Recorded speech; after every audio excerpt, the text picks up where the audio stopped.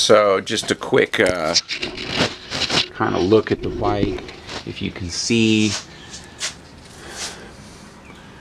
the joints kind of glued together, man.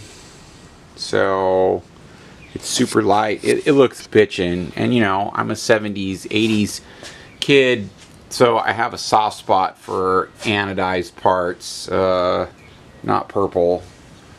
That wasn't our era, fellas. But gold, yeah, as the kids would say, sick. We'd say rad. And these things, these are neat. They're still in the package, but there was like 9 pounds of pine needles on top of them, so still good. That needs to be moved over there. There's a bit of stuff to do, so you get the general gist of it. Pretty cool looking bike. I'm going to turn into something that I can use a couple times a year for rain travel to work.